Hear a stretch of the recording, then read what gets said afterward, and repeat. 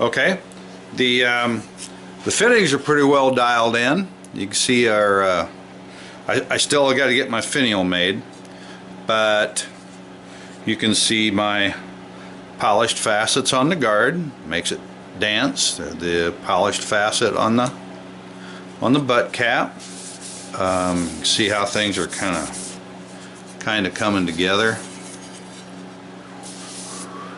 finish wise. And here's the size of the knife. If you need a reference, it's a big one. Carl's got a big one.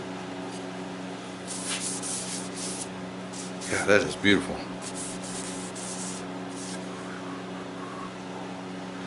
So imagine these being black. Now the spacer is going to get two flutes in it on the sides, and here's how things look, you know, up from the top.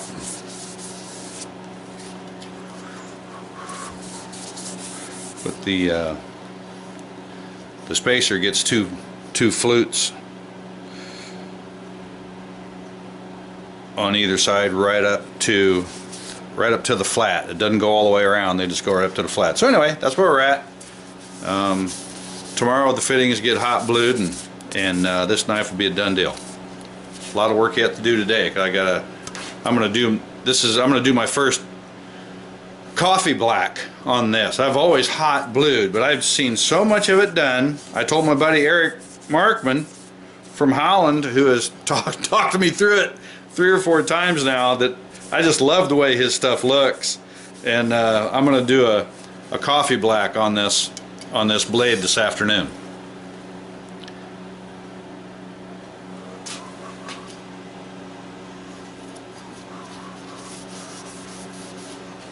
It's gonna be a lot of knife. Okay, well, this is the completely built Cowboy Bowie. It is tomorrow. The hand, I'll get another. I get finish on here right now. It's just kind of dull and dead, but you can see, of course, the blade, which we've talked about. You can see our guard, spacer, our faceting, butt cap, and we have a finial, which I always put, and of course it removes, right? So I put an 1/8 inch hole right through there that runs vertically from top to bottom. That way, it's when it's up nice and tight. When it's Guten tight, there you go, Stu. When it goes Guten tight, you can't see the hole along the side. So our handle, Cowboy Bowie.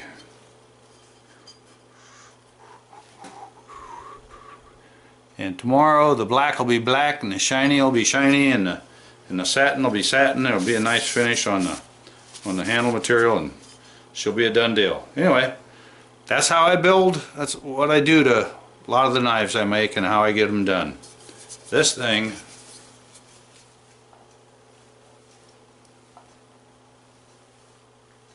oh yeah. Anyway, there she is. Have a good one. I'll put some pictures on the video, if I can remember, of this knife completed. Adios. Adios, amigos. Here's a little something I do that, you know, some guys may not be aware of, but I'm doing a hand sanding on a guard here on my small surface plate. I got some 400 grit on here that I put a little spray adhesive on, but you take that's just a piece of black tape. It's it's only about 200 thousandths thick guard, so it's kind of hard to hold on to. So you can hold on to your material like that as you sand it and clean it up. So just a tip.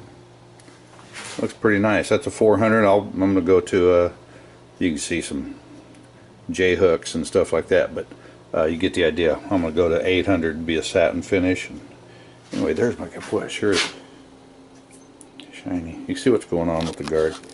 Alright, that's all. Well, it's been a busy week, which is basically how long I've spent on this thing. This is the, I went blank on it, Transition Damascus blade. The knife is built now at this point. It's just doing some final things. This is my Transition Damascus Bowie, which is, quite honestly, a lady friend of mine bought this for her husband for Christmas. Not this Christmas, but one of the earlier Christmases. And I'm just getting to it. That's the blade.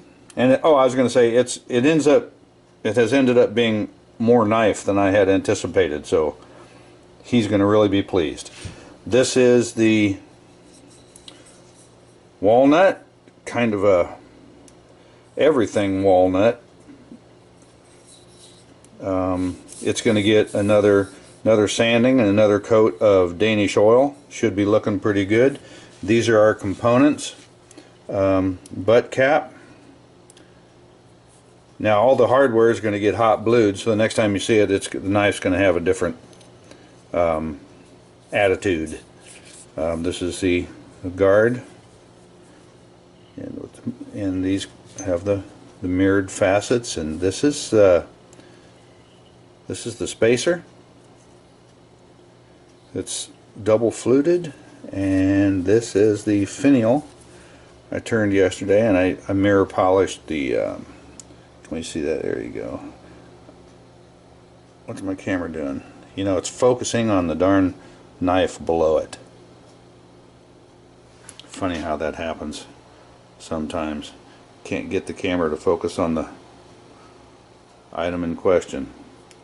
I guess it's kind of doing it now. But anyway, I mirror polished the flats, and that's satin. Oh, and I didn't show this, but this is an 1/8 inch. That darn camera. I guess I could do a manual focus, but that's too much trouble.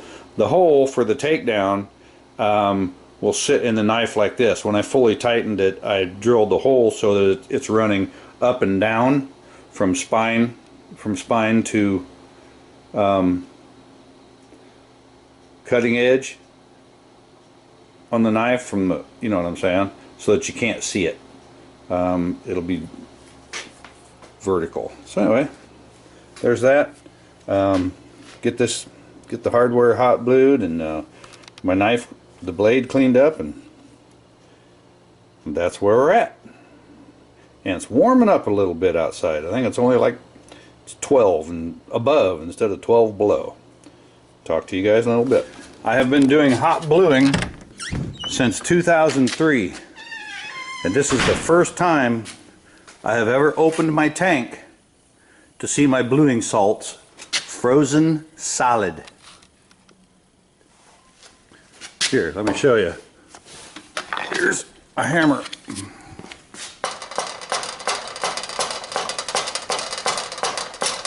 Frozen solid. It's just now, I got a little, turned the heat on just kind of low to get this stuff starting to melt, but that's the first time I've ever seen that. Hell, I was in Minnesota for 4 years where I got 30 below, but you know, I was kind of closed in. Anyhow, this is a little more open sort of a warehouse, and it's frozen solid. Interesting. Okay, I hope we can see the fittings, hot blued, and how they turned out. I love the process. There you can kind of get an idea of what I was talking about, how that little facet on the end dances.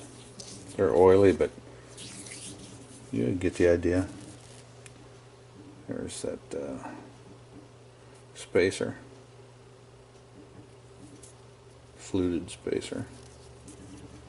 Okay, my blade's getting black right now, so this knife is done, and I'll have her assembled in short order. It's smudgy. Get the idea. Well, this is the first time this knife has been assembled.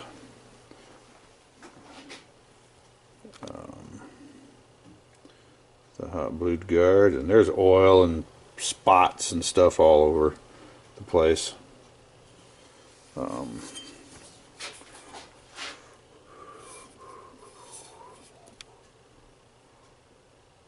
But I think she'll work for a Christmas present, don't you?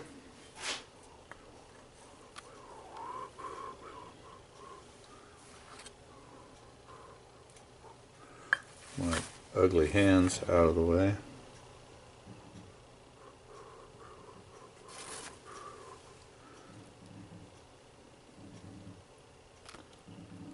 Okay, that's how I put this one together. See y'all in Little Rock. Okay, I wanted to end off this series of videos just on a personal note to everybody out there. If you know me a little bit and run into me at knife shows or whatever, don't take me too seriously, okay? I just want to have fun. And it just so happens that here in this knife shop, what I do with my knives not only is fun, but I am a little bit serious about it because it's how I make my living. But don't take my dialogue in what I'm doing as my knife making to think that I think it's the only way it should be done. It's just an opinion that I've arrived. And after having done this for almost 2 decades, I've got an opinion. And if you don't have an opinion, you'll get one at some point. It doesn't mean that it agrees or that everybody will agree with your opinion, but you're going to get an opinion. So, and the processes that I use and share here, I don't always think is the only way it can or should be done. They're ideas that I got from probably, you know, in conversations with other people, or have learned it through my own, and I've taken it and I've adapted it to this knife with my experience, with my tooling, with the way I want my knives to end up and how I want them to be. Everything evolves. I just share this stuff as how I do it, and you might see a piece of tooling or process and you think, you know, I could do it. My knife is a little bit different, so I'm going to take that same thing that Anderson feller did and change it a little bit and move it up to work on my knife. That's all I'm sharing this stuff for. None of this stuff is cut, chiseled in stone. And